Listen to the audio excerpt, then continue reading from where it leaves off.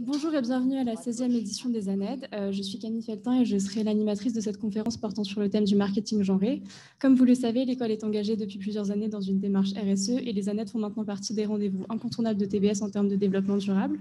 Ainsi sans plus tarder, je vous présente Sylvie Bourreau, professeure associée à TBS Éducation, où elle enseigne le marketing éthique et réalise des recherches publiées dans différents journaux académiques et reprises dans les médias sur le marketing genré et l'intelligence artificielle genrée. Donc, Madame Bourreau va nous parler du marketing genré et de son évolution.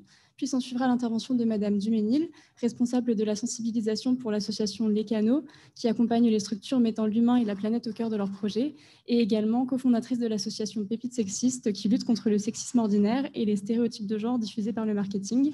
Donc, Madame Duménil va nous parler de l'engagement citoyen à travers l'exemple de l'association Pépites Sexistes. Avant de passer la parole à notre première intervenante, je vous indique que cette conférence se déroulera en 2 temps. 45 minutes de présentation de Mesdames Bourreau et Duménil, puis 15 minutes de questions que vous pouvez poser via le chat pour les personnes à distance et en direct pour les personnes présentes dans la salle. Madame Bourreau, c'est à vous. Très bien, bonjour à tous. Donc, une première introduction. Donc déjà, je voulais remercier Oriane Duménil de venir aujourd'hui de Paris pour nous présenter l'association Pépites Sexistes et son travail. Donc, merci. Et je vais commencer d'abord par une petite introduction, placer un petit peu, placer un peu le sujet dans son contexte. Donc, le marketing genré, de la femme-objet à l'objet féminin, on va voir, je ne vais pas parler uniquement des femmes, puisqu'on ne peut pas redéfinir la féminité sans redéfinir la masculinité et sa représentation, à la fois dans la publicité, le marketing et l'intelligence artificielle. Donc, on va parler du genre dans la publicité, c'est-à-dire comment les hommes et les femmes sont représentés aujourd'hui dans la publicité et l'évolution de ces représentations. Alors, ça va être au niveau du corps, mais aussi au niveau du rôle des hommes et des femmes dans la publicité. On va parler également du genre dans la publicité, puisque le genre aussi se retrouve dans le marketing, donc dans les produits, la manière dont ils sont packagés, par exemple. Et là, on va parler ensuite, justement, Oriane parlera vraiment principalement, je pense, de ce sujet, entre autres. Comment un même produit va être packagé différemment pour cibler un homme et une femme, parfois avec un produit extrêmement similaire, et les débats, les controverses que cela suscite généralement dans les médias. Et puis enfin, un sujet qui est un petit peu moins repris, mais le genre dans l'intelligence artificielle. Aujourd'hui, on va le voir, les assistants virtuels, entre autres, les chatbots sont majoritairement féminins, mais blancs aussi. On va parler, il y a un problème de représentation ethnique également de l'intelligence artificielle, des chatbots et des assistants virtuels. Et là encore, un sujet qui commence à faire débat, et on n'a pas terminé. Alors, la racine du problème, bien sûr, ce sont les stéréotypes de genre. En fait, le problème de ces représentations des hommes et des femmes dans la publicité, dans le marketing et dans l'intelligence artificielle, c'est qu'on prend des moyennes. On prend des moyennes de c'est quoi une femme, c'est quoi un homme. Donc, on retrouve ici une binarité, en fait, de la représentation des hommes et des femmes. Donc, une binarité qui est un souci parce que quand on prend une moyenne, elle est représentative de quoi ? De personnes. Et surtout, elle n'est pas représentative de la multiplicité de ce que peut être un homme et une femme. Donc, c'est ça le problème, c'est cette binarité finalement. Et cette binarité, aujourd'hui, elle est remise en question parce que la binarité, c'est la binarité sexuelle. Donc, il faut revenir aux définitions du sexe et du genre. Le sexe est en grande majorité binaire. Il y a des cas où ce n'est pas toujours le cas. Mais dans 99,9%, voilà, on est homme ou femme au niveau du sexe, en tout cas.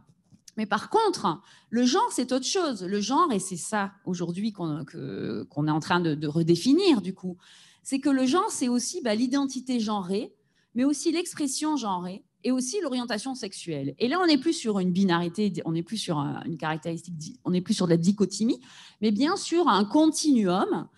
On peut se représenter, on peut naître femme, mais avoir une identité, une expression de son genre qui peut être masculine. On peut également avoir une orientation sexuelle, donc qui va se déplacer sur un curseur. Et il n'est pas figé ce curseur d'ailleurs. Au cours de notre vie, on peut déplacer le curseur là où on le veut. On peut avoir une orientation sexuelle qui peut évoluer au cours de notre vie. Et notre expression genrée aussi, vous m'auriez vu plus jeune, j'avais l'air beaucoup moins féminine, par exemple. Donc, on peut modifier comme ça, changer le curseur au cours de notre vie. Et donc, c'est ça aujourd'hui, c'est-à-dire qu'il y a un refus du sexe, et une représentation, une acceptation d'une représentation genrée sur un continuum. Donc, on vit aujourd'hui ce qu'on appelle la révolution du genre, hein, ce refus, cette binarité, avec, par exemple, hein, le gender fluid, hein, je ne suis ni homme, ni garçon, ni fille, mais au milieu, si je le veux, si je le souhaite. Qui s'est accompagné de nombreux mouvements. On va en parler, MeToo, mais il y a aussi de grands débats, hein, avec J.K. Rowling, par exemple, qui avait fait un tollé sur les réseaux sociaux avec la remise en question du genre des transgenders, puisqu'elle parlait du sexe. Donc, on est vraiment sur cette définition du sexe et du genre. La fluidité du genre, on le voit aussi, bien sûr, avec quelques exemples, hein, mais les poupées, hein, chez Mattel, par exemple, qui sont ni garçons ni filles. Mais vous voyez aussi, hein, en toile de fond, c'est pas seulement le genre, on a aussi la représentation ethnique, hein, avec, bien sûr, des poupées, par exemple, avec des couleurs de peau différentes, etc. On a aussi des personnalités qui vont mettre en avant, hein, cette révolution du genre, que ce soit des acteurs, les modèles, etc., qui vont se représenter dans les médias en remettant en question ces stéréotypes du genre. Alors la question, c'est pourquoi maintenant ? Pourquoi est-ce qu'aujourd'hui, on parle énormément du genre et pourquoi il y a une révolution du genre ? Déjà, premier point, cette révolution du genre, il faut savoir qu'elle vient des femmes, en premier lieu. Et pourquoi elle vient des femmes ? Eh bien, parce qu'aujourd'hui, on a plus de femmes diplômées que d'hommes. Les femmes sont plus diplômées que les hommes dans 140 pays dans le monde, dans les pays développés. Et aujourd'hui, un chiffre, hein, par exemple, 50% des étudiants sont des étudiantes en France. Et c'est le cas dans la plupart des pays développés. Vous allez me dire pourquoi ? Quel lien avec ce qu'on est en train de dire ? Tout simplement parce qu'avec des femmes plus éduquées, eh bien, elles ont plus de pouvoir, elles ont accès à l'emploi, elles gagnent de l'argent et elles ont plus de possibilités de prendre la parole. Et elles vont effectivement essayer de reprendre ce pouvoir et de se rebeller face à des représentations trop stéréotypées de ce à quoi elles devraient ressembler et leur rôle dans la société. Elles prennent la parole, bien sûr. Certes, elles ont pris du pouvoir parce qu'elles sont éduquées, mais aussi, il y a des nouveaux outils qui leur permettent de prendre la parole. Donc, grâce aux réseaux sociaux, elles ont pu s'exprimer davantage. Et on l'a vu avec, bien sûr, le mouvement MeToo, alors qui était à la base contre les agressions sexuelles, mais pas seulement. C'était contre une domination masculine, patriarcale, et essayer de casser un petit peu le carcan, hein, de cette domination masculine. On va le voir en toile de fond qu'il y a beaucoup la sexualité des femmes, hein, qui tend à être maîtrisée, contrôlée. Et c'est pour ça que le mouvement MeToo, hein, ça partait de la sexualité. Et ensuite, ça se répand à d'autres domaines. Mais en toile de fond, on a toujours la sexualité de la femme, en fait, qui essaie d'être contrôlée. Et son orientation sexuelle également. Alors, dans tous ces mouvements, il y a aussi le mouvement body positivisme, hein, avec les femmes qui ont commencé à se plaindre, hein, d'une représentation trop stéréotypée de l'idéal féminin, de l'idéal de beauté féminin. Donc cet idéal aujourd'hui, donc, il va être représenté. Alors c'est pas seulement, alors il y a la corpulence des femmes, bien sûr, hein, on en parle beaucoup. Ça a commencé avec Dove, hein, dès le début des années 2000, voire Body Shop, hein, dès 98. Ça a été les précurseurs avec la poupée Ruby, hein, qui essayait de représenter la femme moyenne, mais aussi en termes d'âge. Hein, quand on parle d'inclusivité, justement, hein, parce que là, c'est un marketing exclusif, on ne représentait qu'une femme caucasienne, jeune, mince. Et donc là, on a un marketing plus inclusif qui va mettre en scène des femmes avec une corpulence différente, avec des origines ethniques différentes et des âges différents. Le body positivisme, il s'étend même au poil. Hein, donc on a un livre d'ailleurs, hein, qui est sorti sur Parlons Poil, il y en a eu plusieurs, hein, pour montrer effectivement, là encore, c'est le refus de se conformer en fait à des dictats de beauté. Et derrière ces dictats de beauté, c'est un dictat de féminité, hein, puisque les femmes en moyenne ont moins de poils que les hommes. Donc les enlever, c'est augmenter sa féminité. Pourquoi augmenter sa féminité ? Pour être plus attractif aux yeux des hommes. Pourquoi être plus attractif aux yeux des hommes ? Pour augmenter son capital d'attractivité physique, sexuelle. Donc on est encore ici dans une vision hétéronormée déjà, et qui base encore la femme sur un objet sexuel. Et donc, le refus de s'épiler, c'est ça, c'est refuser d'être toujours dans cette vision hétéronormée sexuelle. La pop culture s'est emparée de ce mouvement hein, avec Fleabag, Sex Education ou même dès les années 90, Sex and the City. Et donc, vous le voyez en fait que dans toutes ces séries, on a des femmes libérées et encore en toile de fond une libération aussi de sa sexualité. Alors, le marketing, bien sûr, s'est emparé également hein, de ces mouvements. Donc, c'est le mouvement du femvertising, qui est la contraction du féminisme et de advertising, la publicité, avec Always, donc, qui veut redonner confiance aux femmes, Super U et ses rayons de jouets unisex, Ariel qui communique sur le partage des tâches, Contrax, nous sommes invincibles, etc. Donc, ils sont nombreux aujourd'hui à s'emparer du femvertising. Sephora, par exemple, hein, avec son slogan « The Unlimited Power of Beauty hein, », c'est en français donc le pouvoir illimité de la beauté. On a clairement cette notion de pouvoir. Hein, c'est au cœur vraiment du féminisme publicitaire.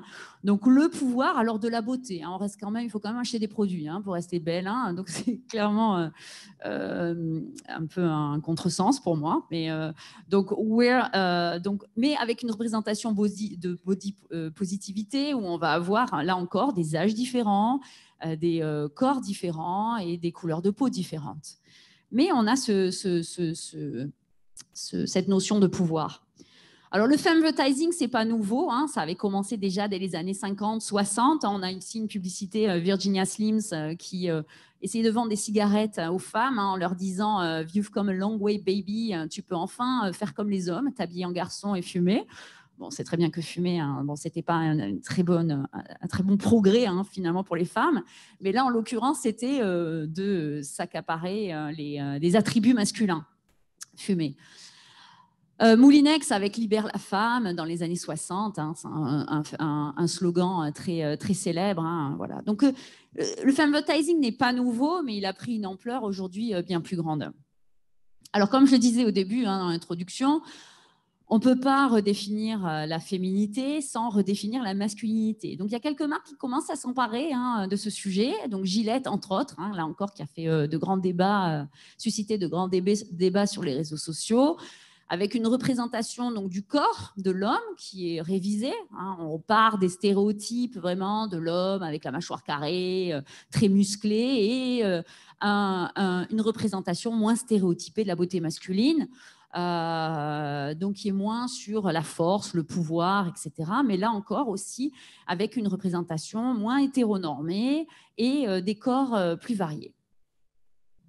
Donc, comme j'ai dit, ça a fait débat. Il y a eu de gros backlash, hein, de grosses controverses sur les réseaux sociaux par rapport à Gillette. Bon, après, il faut faire attention parce que sur les réseaux sociaux, on entend beaucoup les gens qui crient, mais ça restait une minorité. Hein. Cette campagne, elle a quand même bien fonctionné. Parce que les hommes, en fait, hein, les analyses ont montré que les hommes n'aimaient pas qu'on leur dise comment se comporter. Nous, on a pris l'habitude, je crois. Donc, donc voilà, Gillette s'était fait un peu taper sur les doigts, mais bon, sa campagne avait quand même globalement très bien marché. Et puis, ils ne sont pas les seuls. Ariel, par exemple, avec sa campagne #ShareTheLoad, hein, partage les tâches. Donc, c'était sur le partage des tâches. En particulier, ils ont fait une campagne en Inde qui a vraiment bien fonctionné et qui a augmenté effectivement la part des hommes qui ont pris en charge les tâches ménagères à la maison. Donc, on voit maintenant, ça s'inscrit tout ça dans l'activisme sociétal. Hein. Les marques qui vont agir comme les politiques ou les religions et qui vont influencer le comportement des gens, voire leur morale. Alors, vous allez me dire, super, donc l'évolution de la femme, la représentation des hommes et des femmes dans la publicité, c'est le passé, on n'a plus de publicité sexiste. Eh ben non, ça continue. Aujourd'hui, là, en roulant en voiture, j'ai vu pas mal de publicités et non, ça n'a pas changé. Hein. Une dernière pub de Valentino avec des corps absolument rachitiques, de femmes blanches. Donc, voilà, ça n'a pas changé. On en a toujours. Donc, pourquoi la femme est-elle toujours objectifiée dans la publicité ? Eh bien, il faut revenir en fait aux racines du mal, on va dire, hein, les piliers hein, de l'attractivité féminine. Quels sont-ils ? Eh bien, c'est la jeunesse, la symétrie, la moyenne et le dimorphisme sexuel. Bon, jeunesse, symétrie, vous comprenez. Moyenne, c'est quoi? Bien, il y a des études qui ont montré que si on prend 100 photos et on fait une moyenne de ces 100 photos, eh bien, les gens vont trouver plus attractif la moyenne de ces 100 photos. Ça, c'est corrélé à la symétrie d'ailleurs. Et puis le dimorphisme sexuel, c'est quoi? Ce sont les caractéristiques physiques qui distinguent les hommes des femmes. En moyenne, on en revient à cette fameuse moyenne. En moyenne, les femmes, par exemple, ont un visage plus rond, ont des lèvres plus épaisses, un nez plus petit, des yeux plus grands que les hommes. Et donc, en augmentant le dimorphisme sexuel, eh bien, on va augmenter son attractivité. Et donc, on voit que tous les produits qui sont vendus aujourd'hui, eh bien, ils essaient d'atteindre ces 4 piliers de jeunesse, symétrie, moyenne, dimorphisme sexuel. Et en augmentant donc le dimorphisme sexuel, en augmentant la jeunesse perçue et en augmentant la symétrie perçue. Donc, tant que la femme, finalement, est objet de désir, en termes d'attractivité physique hétéronormée, eh bien, elle sera objectifiée dans les médias et la publicité. Ça ne disparaîtra pas. Tant qu'il y aura une préférence pour les femmes jeunes, symétriques, moyennes, et en tout cas moyennes au niveau des traits, et avec un dimorphisme sexuel exacerbé, ça ne disparaîtra pas. La preuve en est, donc ce n'est pas la faute, vous voyez, les médias et les marques ne vont vendre que ce que les consommateurs désirent. La preuve en est avec les femmes qui s'auto-objectifient elles-mêmes sur les réseaux sociaux. Les femmes les plus suivies sur Instagram et TikTok, ce sont des jeunes femmes qui s'auto-objectifient, qui mettent en avant leur jeunesse, leur symétrie et leur dimorphisme sexuel sur les réseaux sociaux. Donc, voilà. Alors, cette objectification, elle va parfois très loin. Elle va jusqu'à la déshumanisation quand le corps de la femme, ici, est comparé à un objet. Alors, en plus, là, ce sont des objets comestibles. On a, par exemple, les pains à burger qui deviennent des seins, une épaule de femme qui devient une glace. Ici, une bouteille de bière, un morceau de sushi ou encore un morceau de viande. Donc là, on est sur une objectification qui est poussée à l'extrême, où la femme est comparée donc, à un objet. Donc là, on est vraiment sur la déshumanisation. Alors ça, c'est sur la représentation des hommes et des femmes dans la publicité. Qu'en est-il du genre dans l'intelligence artificielle? Parce que c'est aujourd'hui vraiment le débat également qui commence à émerger. Alors, comme vous le savez, il y a une utilisation massive des chatbots et assistants intelligents féminins, Alexa, Siri, Cortana, on a aussi le chatbot Amelia, etc. Donc, beaucoup de A. Ou Samsung aussi, il y a eu un débat sur le lancement d'un assistant virtuel. Il y avait une fuite qui ressemblait à un personnage d'animé très sexy et très érotisé. Bon, ça a fait débat, on ne l'a jamais vu sortir, mais ça arrivera. Alors là encore, beaucoup de débats. Il commence à y avoir des réactions négatives dans les médias. Pourquoi? Bien parce que ça véhicule des stéréotypes quant au rôle de la femme qui serait une assistante au service de son maître, un peu à la Mad Men, qui répond à toutes les demandes sans broncher. Donc, il commence à y avoir des réactions négatives et il y a même des recommandations de l'UNESCO en 2019 qui recommandent de combattre les biais genrés dans les applications qui utilisent l'intelligence artificielle. Et pourtant, alors même si on donne le choix aux consommateurs, parce que maintenant on peut choisir sa voix, mais par défaut, c'est souvent féminin. Et si on leur donne le choix, les consommateurs vont souvent prendre, ça dépend des marques, mais en majorité, la plupart, les gens préfèrent, toutes les études montrent que les gens préfèrent avoir une voix féminine. Si vous avez des chiffres contraires, je veux bien les voir. On pourra en parler après quand on va terminer, mais avec plaisir. S'il y a des chiffres qui montrent que non, je suis très preneuse. Alors, les femmes ont été considérées comme des objets sexuels dans la publicité, comme on l'a vu, et continuent de l'être. Et donc, elles sont maintenant mentalement en fait objectifiées ou objectivées dans l'intelligence artificielle. Donc là, ce sont les femmes comme des machines et non plus comme des animaux. Donc alors moi je dis objectification, certains disent objectivation. Donc l'objectification, le problème c'est que cela consiste à transformer en une chose quelque chose qui n'est pas vraiment une chose. Qu'est-ce que ça veut dire? C'est pas parce que la femme en fait la femme n'est pas objectifiée parce qu'elle est perçue comme un objet, c'est justement parce qu'elle est perçue comme très humaine et on va prendre son humanité et l'injecter dans une machine qui elle manque d'humanité. Donc, c'est une recherche qu'on a fait justement où on a montré que les gens, bien sûr, ça on le savait déjà, les gens préfèrent les machines qui véhiculent de l'humanité parce que ça augmente la crédibilité, la confiance, l'acceptation des robots. Et quand on se pose la question de qu'est-ce qui nous rend humains, eh bien, ce qui nous rend humains par rapport aux animaux, ce sont nos compétences analytiques. Ce qui nous rend humains par rapport aux robots, ce sont nos compétences émotionnelles. Or, les robots sont très forts en compétences analytiques. Ils nous battent aux échecs, ils nous battent à Go, ils calculent beaucoup plus vite et beaucoup mieux que nous. Donc, en compétences analytiques, il n'y a pas de problème. En revanche, les robots, pour l'instant, ils ne sont pas capables de ressentir des émotions. Il n'y a pas de sentience. Et donc, les femmes, étant perçues de manière stéréotypée comme plus chaleureuses et plus susceptibles d'éprouver des émotions, et ces capacités étant fondamentales pour être un humain à part entière, eh bien, grâce à ces capacités, les femmes sont perçues comme plus humaines que les hommes par rapport aux robots. Et donc, injecter de la féminité, finalement, dans les machines, eh bien, c'est injecter de l'humanité. C'est une des explications, en plus, bien sûr, de l'explication du fait que les femmes sont en stéréotype, en moyenne, perçues comme des assistantes, parce qu'elles ont plus de chance. Enfin, elles ont plus d'opportunités de se retrouver dans des rôles d'assistantes. Troisième sujet, donc, avant de donner la parole à Oriane, donc c'est le marketing genré. Alors, on parle beaucoup du marketing genré et il est beaucoup décrié. Mais il y a toujours, alors la question c'est pourquoi les produits genrés existent-ils toujours? Bien, le marketing genré continue de croître. On le voit dans plein de catégories de produits. Que ce soit les dentifrices, les voitures, alors les parfums, bien sûr, alors ça me semble plus évident, les parfums, les jouets, voire même des bouchons d'oreilles, et même dans l'alimentaire. Alors, cela continue de croître malgré le buzz négatif. On a vu, alors ça c'était il y a plusieurs années, mais le lancement du Bic for Her, le stylo pour femmes, parce qu'avant, bien sûr, on n'arrivait pas à écrire. Donc, il nous fallait un stylo spécial, parce qu'on a des petites mains très fragiles. Donc, ça avait fait débat. Doritos aussi, qui voulait lancer des chips pour femmes, qui faisaient moins de bruit. Parce qu'en fait, les femmes, c'est pas bien quand elles mâchent et que ça fait trop de bruit. Donc, il fallait des chips et qui soient plus discrètes, parce qu'on est fragile et des petites choses aussi.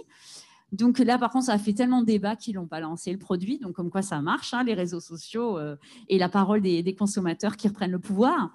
Et aussi la pink tax, donc les rasoirs, par exemple, qui sont plus chers quand ils sont vendus à un prix plus élevé pour les femmes que pour les hommes.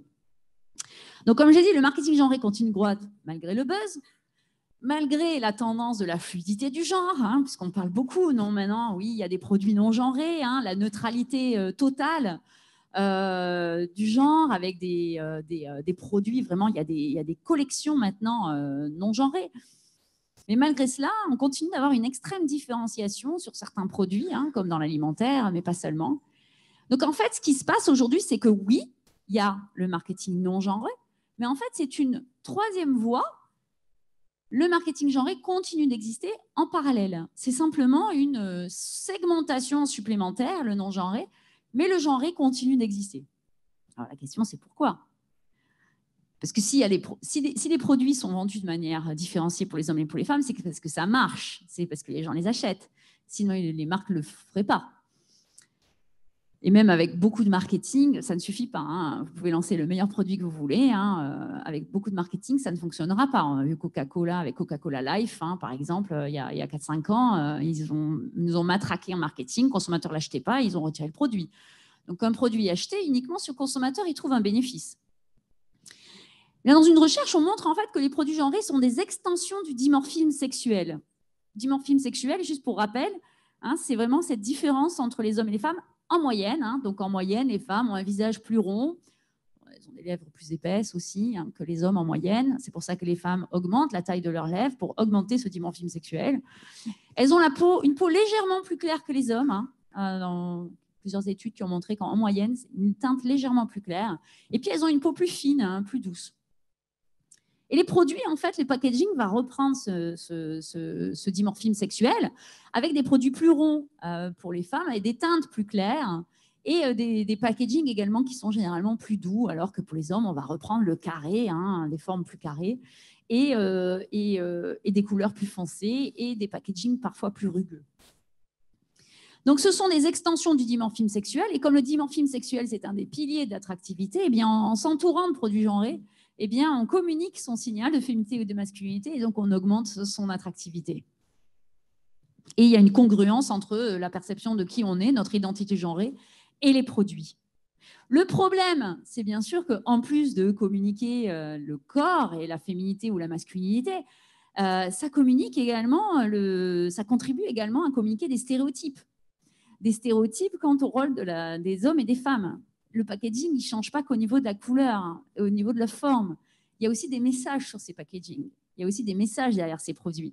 Et en l'occurrence, les produits pour les femmes, ils insistent beaucoup sur la beauté, la maternité et l'amour, alors que les hommes, ce sera la force, le pouvoir et l'énergie, voire l'intelligence. Et donc, c'est vraiment le problème de ces produits, c'est qu'ils vont bien perpétuer des stéréotypes sur le rôle des hommes et des femmes qui sont, en moyenne, oui, les femmes vont être plus enclines à être maternelles, par exemple, et les hommes ont plus de muscles. Oui, c'est une réalité. Le problème, c'est qu'avec une représentation de la moyenne, on crée des stéréotypes et on alimente et on renforce en fait ces stéréotypes et on exclut certaines personnes et on leur enlève une liberté, la liberté de s'exprimer différemment de la moyenne. Et donc, je laisse la parole à Oriane Duménil sur Pépites sexistes. Merci.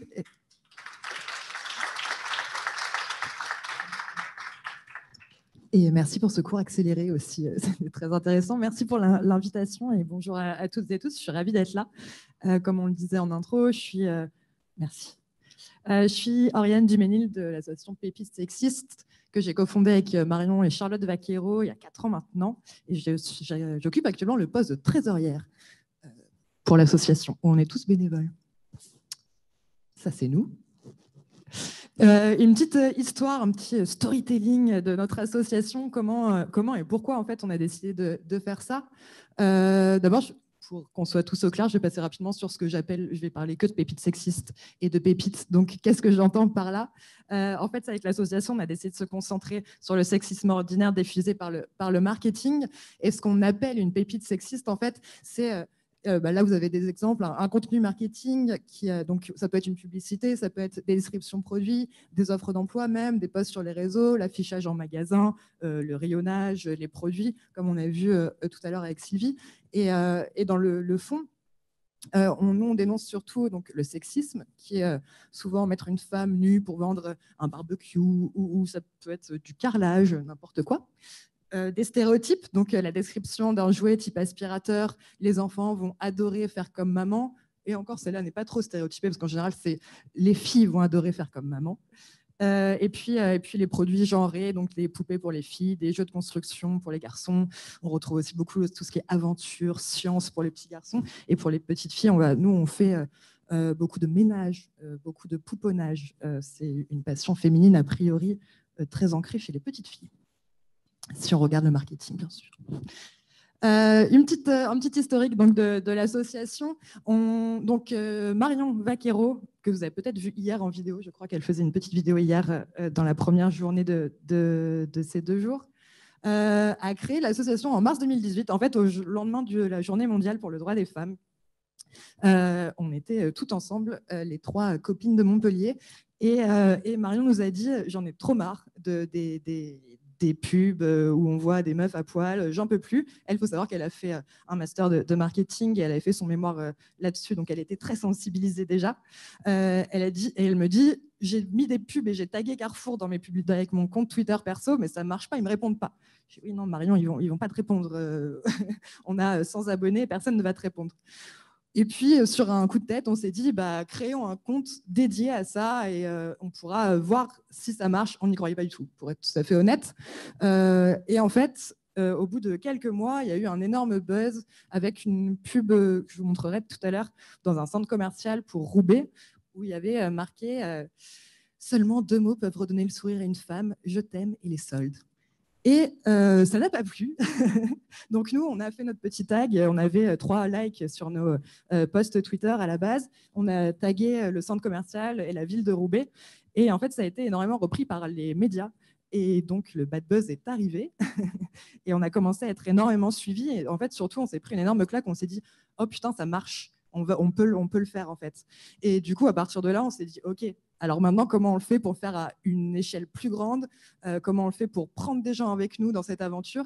Et on a décidé donc de créer une association autour de ce compte Twitter à la base, et puis d'être présent aussi sur tous les réseaux. On a développé Instagram, Facebook, Twitch même, et pas encore TikTok, parce que je crois qu'on est trop vieille. Mais s'il y a des bénévoles qui veulent faire TikTok avec nous, ce sera avec grand plaisir. Et puis ça a tellement bien marché que finalement on a eu donc on a recruté des bénévoles, et puis il y a des bénévoles en fait du monde entier qui sont venus nous voir en disant c'est trop bien, ça marche, est-ce qu'on peut faire pareil?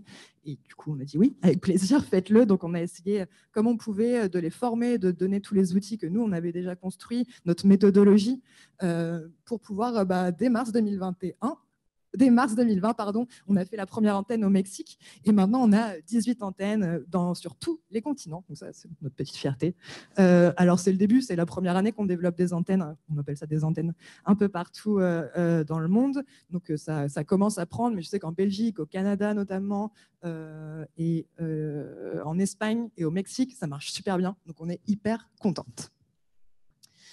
L'objectif, on a 3 objectifs principaux, c'est rassembler une communauté, interpeller les marques et sensibiliser le grand public. Ce que je viens faire ici, par exemple, en prenant la parole, on n'est pas que derrière les réseaux sociaux, on est aussi sur les festivals, dans les écoles, dans des conférences. Le but, c'est de toucher le plus grand nombre de personnes et donc de passer par tous les moyens possibles. C'est quoi une pépite sexiste? Je passe, je l'ai dit tout à l'heure. Ah, mais c'est parce que je me trompe de bouton.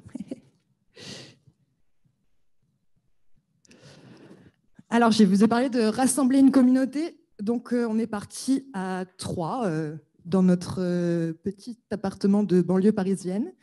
On était 3 à suivre le compte Pépite Sexiste. Et maintenant, on a 400 000 abonnés sur tous les réseaux. Je crois que même, ce n'est pas à jour. On doit être plus. Je parle que de Pépite France et tout réseau confondu, bien sûr.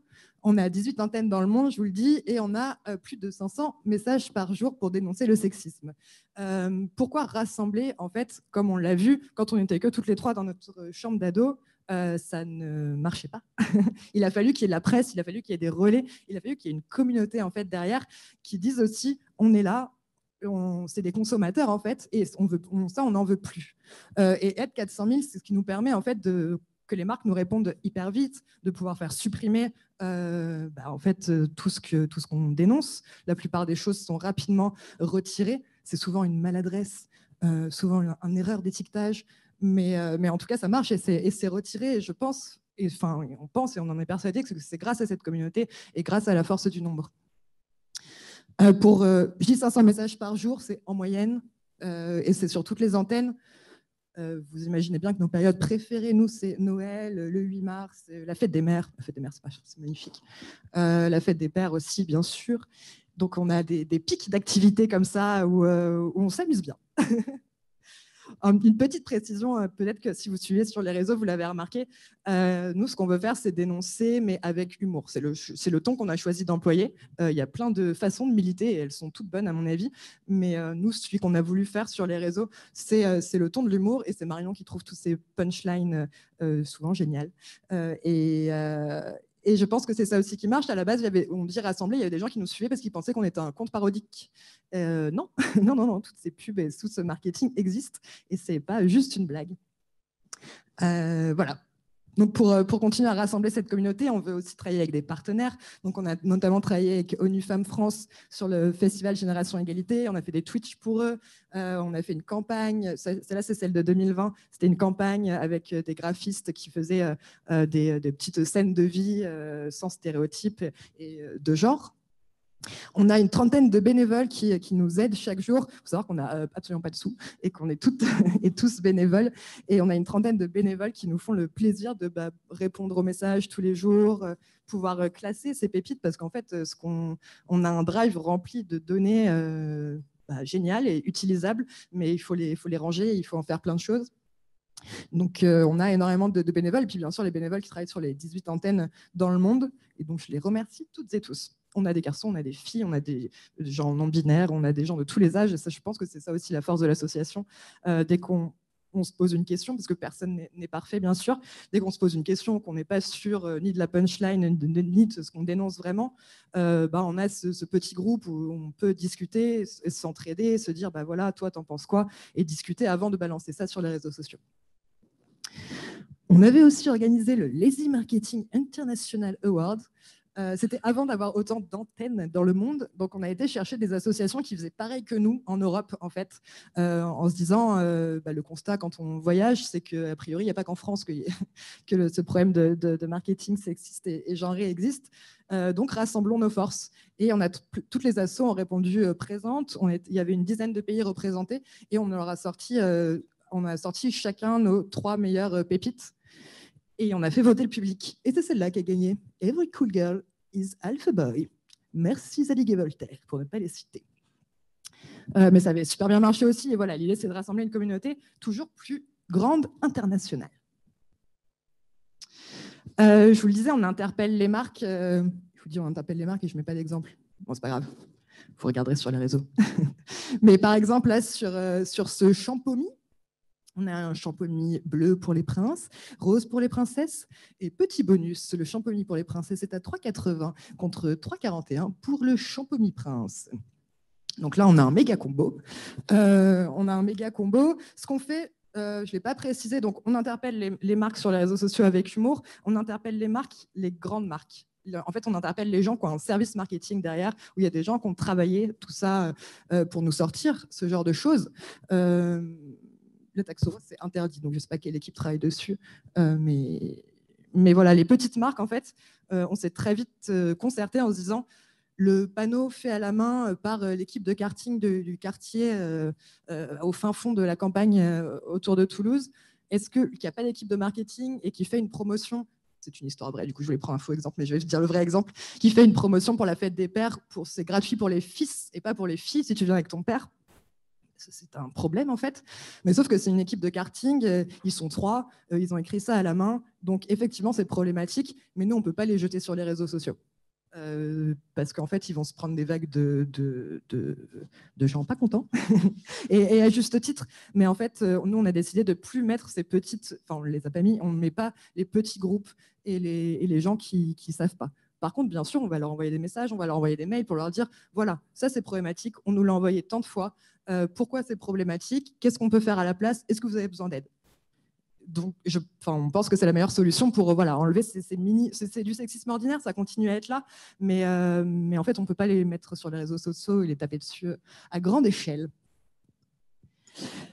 Ce que je vous disais entre le début et maintenant, la différence, c'est que les marques nous répondent. Donc là, on a une bonne réponse du Casino qui répond « Cher Twittos, merci pour vos messages. En effet, nous le disions et nous le redirons, même si cela vous paraît peut-être du blabla. La lutte contre le sexisme est un combat majeur pour nos enseignes. » C'est aussi la grande cause du quinquennat. Vous avez totalement raison sur la nécessité de demeurer vigilant à chaque instant. Nous analysons les suites à donner de manière à garantir le respect de cet engagement. Quant au prix, il s'agit bel et bien d'une erreur qui sera rapidement corrigée. Donc, je vous le disais, il y a énormément d'erreurs d'étiquetage. Faites attention quand vous allez dans ce magasin. Donc voilà, c'est souvent ce qu'on nous répond, mais encore, c'est une bonne réponse, nous dire « Oh là là, c'est une erreur, oh là là, mince, ça ne représente pas et tout ce qu'on fait », sauf que Casino, tous les mois, on les épingle. Donc à un moment, il va falloir se mettre d'accord. Il y a différentes réponses de marques. Là, je trouve que c'est une bonne réponse. Au Canada, ils sont très sympas aussi. Merci de nous avoir fait part de votre commentaire. Nous comprendrons vos inquiétudes et votre point de vue. Nous avons pris la décision de retirer le filtre de genre de notre site web avec effet immédiat. Chez Toys R Us Canada, nous comprenons l'importance des jouets de genre neutre et souhaitons créer un environnement où tous les enfants peuvent apprendre, grandir et se sentir en sécurité, égaux et inclus. Donc ça, c'est nos victoires. En fait, quand quelqu'un nous répond oui, on arrête tout de suite. Et là, donc changer les étiquettes illégales, c'est rapide. Et oui, c'est une victoire, mais c'est évident. Quand Toys R Us Canada décide de changer l'intégralité de ces magasins pour enlever les rayons genrés, pour nous, c'est une énorme victoire, en fait. C'est là, on se dit, là, le sexisme ordinaire et l'impact sur les enfants à venir, là, l'impact, il est énorme, en fait. Ah, Roubaix, c'était notre première grosse pépite. Donc, là, c'est pour montrer une différence d'un compte qui a une centaine d'abonnés à un compte qui, après la presse, passe à des milliers d'abonnés. Donc, la première réponse, c'est seulement de l'humour. Et vous n'avez pas d'humour. Et puis bad buzz dans la presse, et puis énormément d'abonnés. Nous sommes sincèrement désolés que ce message semble sexiste. Cela n'est en aucun cas notre état d'esprit. Et pour corriger cette maladresse, nous le retirons immédiatement. C'était la fin des soldes, donc de toute façon, ça aurait été retiré. Mais voilà, c'était pour vous montrer un peu pourquoi c'est important d'être beaucoup, en fait. Parce que les marques ne nous prennent pas au sérieux si on n'est pas beaucoup. Et maintenant qu'on est beaucoup, on est plus pris au sérieux. Ah ben voilà, il y a quelques exemples du talent de Marion sur quelques photos et sur quelques punchlines. Donc, on a fait rassembler, on a fait interpeller. Et tout ça, en fait, c'est pour sensibiliser le plus grand nombre au sexisme ordinaire. Vous n'êtes pas sans savoir que ce sexisme ordinaire qui est véhiculé par le marketing notamment, mais pas que, bien sûr, en fait, il a un réel impact sur nos vies, sur la vie de nos enfants et sur les petites filles, les petits garçons et tous ceux qui veulent après grandir dans une société qui est déjà sexiste, mais bon, autant leur donner toutes les clés possibles. Pour vous donner quelques chiffres, il y a une étude américaine qui montre qu'à partir de 6 ans, les petites filles n'ont plus les mêmes ambitions et se considèrent inférieures à leurs camarades garçons. Et ça, c'est à cause du sexisme ordinaire, c'est à cause de en fait, la représentation. Quand dans les pubs et autour d'eux, tous les jours, elles voient les femmes qui sont infirmières, qui prennent soin des autres. C'est super bien de faire ça, mais en fait, ça ferme aussi pendant qu'on voit les hommes être puissants, politiques, prendre la parole, prendre une place énorme médiatiquement et dans l'espace public. En fait, dès 6 ans, ça a un impact sur les enfants et ça a du coup un impact pour toute leur vie après derrière. Et je pense que c'est très grave. Merci beaucoup. Est-ce que vous pourriez rapidement, parce que dans 5 minutes, on va passer aux questions, est-ce que vous pourriez rapidement... Parfait, j'ai encore... Ouais. Donc, pourquoi c'est important de sensibiliser? Donc, parce que à cause du sexisme ordinaire, le marketing, il est partout. Hein. Il est chez vous, si vous avez une télé, il est dans votre maison, dans les magazines, dans la rue. Je disais, tu viens en voiture et puis et on tombe sur ces panneaux. On ne peut pas échapper au marketing et à la publicité. C'est impossible, ça nous est imposé. Donc, on disait que c'est un problème sur le comportement des jeunes, des enfants et dans leur vie quotidienne, mais il y a d'autres problèmes. L'objectification des femmes, les femmes nues, sans tête, à longueur de journée dans les rues et à la télé, ça continue aussi la culture du viol. Et ça, c'est très grave, c'est se dire, bah voilà, la femme, de toute façon, c'est un objet, de toute façon, la femme, elle est nue, là, à ma disposition, et ça contribue très fortement à la culture du viol, pas que, mais malheureusement, ça y contribue. Et puis, juste pour ne pas les oublier, ça contribue aussi à développer la masculinité toxique, parce que moi, je pense aux pubs de Axe. Après, ils ont un peu changé leur fusil d'épaule depuis, mais c'était vraiment, voilà, un homme, c'est un mec qui est là, hyper viril, avec du savon qui sent la forêt et plein de femmes autour de lui. Non, c'est pas ça. C'est pas ça qu'on veut. J'espère que c'est pas ça que vous voulez non plus. Donc voilà, pour conclure. Oui, ça marche. Donc, pour conclure, ça marche ce qu'on fait et on en est très fiers. Il y a des centaines de pépites qui sont modifiées ou retirées chaque année. Maintenant, avec Pépites Sexistes France, c'est quasiment du 100% grâce à nos 400 000 abonnés. Et puis, on arrive à faire bouger les choses aussi au niveau de l'État. On a notamment co-signé la charte pour plus de mixité dans les jouets avec le ministère de l'Industrie, qu'on a re-signé là le mois dernier. On fait des prises de parole au ministère de la Culture, au Conseil de l'égalité, au Centre Hubertine Auclair, dans les universités et dans les écoles. Et puis, on lance plein de campagnes internationales, comme je vous en ai parlé tout à l'heure, le Pépite Challenge, le Lazy Marketing International Award, etc. Pour nous retrouver, c'est ici. N'hésitez pas à nous suivre. Et juste pour faire une petite conclusion très rapide, je voudrais dire qu'effectivement, on lutte contre le marketing et le sexisme, le marketing sexiste et genré, mais il faut faire très attention aussi au féminisme washing, au greenwashing. Voilà, il y a une marche à ne pas franchir, c'est-à-dire qu'on ne va pas faire explicitement en fait, tout repeindre en rose et en violet pour dire oui, girl power, et en fait, derrière, ne pas payer ses salariés, ne pas avoir de conditions de travail idéales pour ses salariés, femmes en l'occurrence, etc.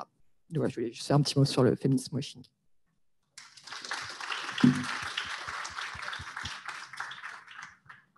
Donc, pardon. Est-ce que ceux qui ne mettent pas le masque peuvent le remettre, s'il vous plaît? Merci beaucoup. Merci beaucoup pour ces interventions. Donc maintenant, on va passer à la deuxième partie de cette conférence. On va passer aux questions. Est-ce qu'il y a des questions dans la salle? Oui.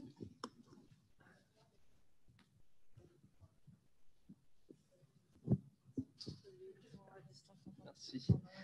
Bonjour, du coup, merci beaucoup pour votre présentation et pour votre engagement sur les réseaux. J'avais une question par rapport à la représentativité. Il me semble qu'au début, vous avez dit qu'on fait un peu une moyenne de tout ce qui est homme, femme, ethnie, etc. Et qu'au final, ça représente, et genre, et que finalement, ça représente personne. Mais est-ce que vous savez, par exemple, c'est quoi la distribution des personnes qui se sentent androgynes, je pense c'est le mot, enfin ni homme ni femme. Et est-ce que vous pensez que dans les pubs, la représentation, elle doit être distribuée de la même manière qu'en société? Par exemple, supposons qu'il y a 47% d'hommes et 53% de femmes. Du coup, à la télé, on devrait voir cette proportion-là, de même pour les ethnicités et tout ce qui était poids. Merci. Merci. Donc, je crois que c'est oui. Alors, en fait, quelque part, oui. C'est-à-dire que si on prend le titre de cette présentation, c'était le marketing inclusif. Pour être inclusif, il ne faut pas exclure. Et donc, si on ne représente pas en fait la société aujourd'hui dans sa diversité, on exclut des gens. Donc, si le handicap n'est pas représenté, si les minorités ne sont pas représentées, eh bien, ce n'est plus du marketing inclusif. Alors après, on n'est pas, c'est pas parce qu'il y a 51% de femmes et 49% d'hommes qu'il va y avoir des quotas sur la représentation. Mais en tout cas, avoir aujourd'hui, que ce soit dans les films, dans les séries, dans la publicité, sur les sites Internet, eh bien, représenter les gens dans leur diversité. Et donc, tout ça, ça rejoint le mouvement, par exemple, Black Lives Matter, qui veulent également, alors on n'est pas seulement sur les agressions, bien sûr, enfin, c'est parti au départ d'agressions, voire de meurtres, mais aussi c'est ce sujet de vouloir être représenté dans la publicité, représenté dans les médias, représenté dans les films, représenté dans la politique, représenté dans les instances de pouvoir, et que cette représentation soit là. C'est pour ça qu'il y a d'ailleurs le débat sur les quotas. Est-ce qu'il faut qu'il y ait des quotas, par exemple, pour avoir des minorités? C'est ce qu'ont fait les États-Unis. Il y a des quotas sur les minorités dans les universités, par exemple. Donc, ma réponse, c'est oui. Ok, merci beaucoup. Mais du coup, vous savez, c'est quoi la proportion dans la société des gens qui n'ont pas forcément de genre? C'est dur de savoir. Je vais faire du Jean-Michel à peu près, mais j'essaierai de retrouver pour pouvoir vous l'envoyer. Mais j'ai vu passer la semaine dernière une étude américaine qui disait qu'il y avait 15% des 18-25 ans qui ne se reconnaissaient pas dans le il ou le elle aux États-Unis. Après, c'est un sujet qu'on met sur la table, qui a été mis sur la table assez récemment. Donc, je pense que les études vont venir. Et juste pour la représentativité aussi, effectivement, de la politique dans le marketing à la télé, je pense que c'est important pour les personnes de se sentir représentées, qu'ils soient, enfin, toutes les personnes minorisées, en l'occurrence. Et c'est aussi important pour les autres gens. En fait, si on pourrait croire en regardant la télé qu'on est une France blanche et chrétienne et maigre et pas handicapée, et ça c'est très grave en fait, surtout aux abords des élections. Et donc c'est pas seulement pour les personnes qui ont besoin de se sentir représentées, c'est pour représenter la France telle qu'elle l'est en fait. Ok, merci beaucoup. Alors, est-ce qu'il y a une autre question?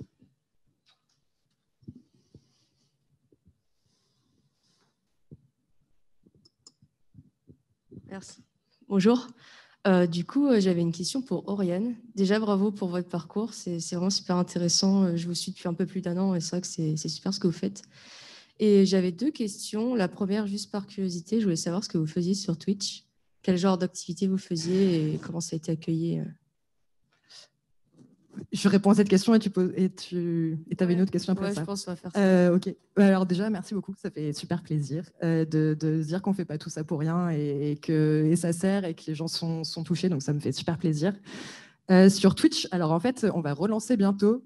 C'était moi qui étais à la manette et j'ai un autre travail à côté pour payer mon loyer et tout, que j'aime beaucoup aussi. Mais du coup, je n'ai pas eu trop le temps de remettre sur Twitch. En fait, on avait fait 2 émissions sans beaucoup communiquer parce qu'on avait un peu peur Donc Twitch, je trouve ça trop bien comme plateforme, c'est hyper intéressant parce que tu peux parler directement avec les gens, mais aller parler de féminisme sur Twitch, c'était assez compliqué. Donc moi, je me suis dit, vas-y, on le fait quand même et on verra. Donc on avait fait 2 émissions, on n'a pas trop communiqué, du coup on avait genre une centaine de personnes qui nous regardaient, on avait pris la blinde de modérateurs et ça s'est hyper bien passé. La première, c'était genre foire aux questions, venez nous poser des questions pépites sexistes, c'était super cool avec Marion. Et la deuxième, c'était une spéciale fête des mères et là on s'est éclaté. Et on a demandé aux modérateurs, ils nous ont dit non, il n'y a pas eu de trucs trop violents. Mais voilà, on n'a pas communiqué dessus, donc on n'était qu'une centaine. On aimerait, à partir de l'année prochaine, pouvoir recommuniquer dessus et que ça se passe bien. Mais Twitch, j'ai l'impression que même cette année a évolué. Il y a de plus en plus de féministes et en tout cas de gens qui s'emparent de ces sujets-là sur la plateforme. Donc je pense qu'on peut encore une fois passer entre les gouttes et avoir en tout cas plus de bénéfices que de problèmes. Ok, super. Et ma deuxième question, c'est beaucoup plus simple. C'est est-ce que vous avez des next steps ou quelque chose que vous avez vraiment envie de faire dans les années qui viennent Ouais, fermer Pépites Sexistes. Je voudrais qu'on n'ait plus besoin de nous. Non, ouais, oui, c'est vrai, c'est une bonne réponse. En plus.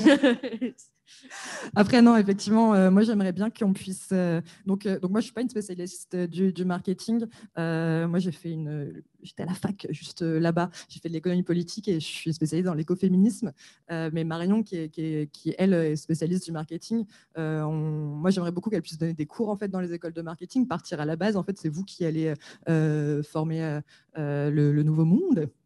Et donc, je pense que partir de la base comme ça et vraiment faire beaucoup de sensibilisation directement et aller voir les gens, c'est hyper important. Et puis, et au niveau, on a mis un pied dans le ministère, j'aimerais bien qu'on puisse en mettre la main et qu'on mette le pied dans la porte pour pouvoir dire oui, elle est mignonne, c'est charte, mais est-ce qu'on pourrait aller plus loin au niveau de la loi, etc.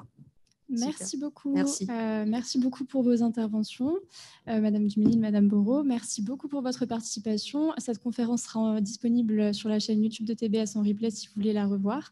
Et je vais maintenant vous inviter à rejoindre votre prochaine activité. Merci. Juste pour conclure aussi, donc vous voyez quand même le rôle et le poids des réseaux sociaux et donc du coup de votre parole. Donc c'est vous en fait qui avez le pouvoir et qui pouvez changer les choses. Voilà, merci. C'est ma conclusion. Prenez le pouvoir, changez le monde.